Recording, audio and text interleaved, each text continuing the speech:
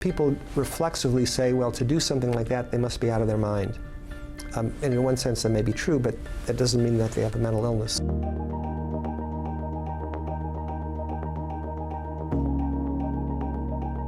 To really understand it, you have to look at this phenomenon in the broader context. So, we have violence occurring in our society to varying degrees.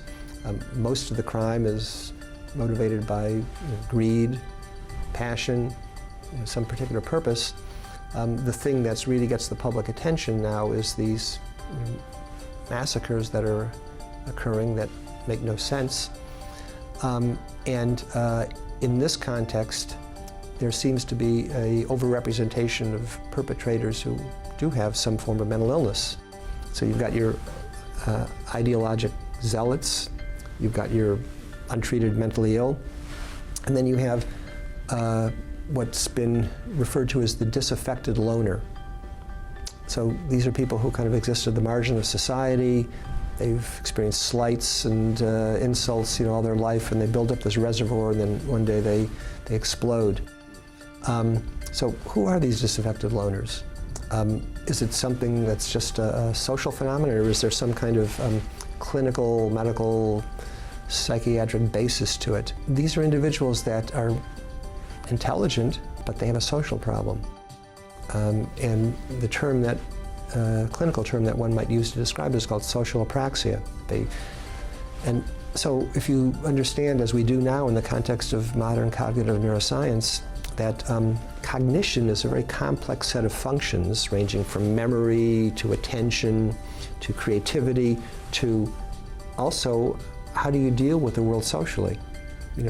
How do you go out, figure out what the pecking order is in your school? How do you understand how to find a romantic partner? How do you engage people and develop friendships?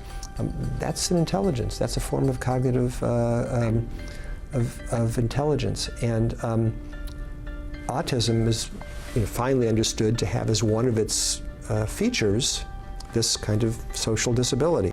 One of the features that we know in autism, and it's particularly the case in people that previously were called Asperger's syndrome, is they lack this kind of social intelligence. But beyond just autism, where this is one feature of, you also have another group of disorders which has in our society been pretty under-recognized, called learning disabilities. So we have dyslexia, we have various types of verbal learning disabilities. But what these are congenital, likely genetic, pediatric onset deficiencies in cognitive function. And this likely includes individuals that may lack this kind of social capacity. So there's a possibility that the individuals that have sort of been considered to be this disaffected loner type may be suffering from this type of social apraxia, which has been lumped into either the learning disability category or the high-functioning autism category.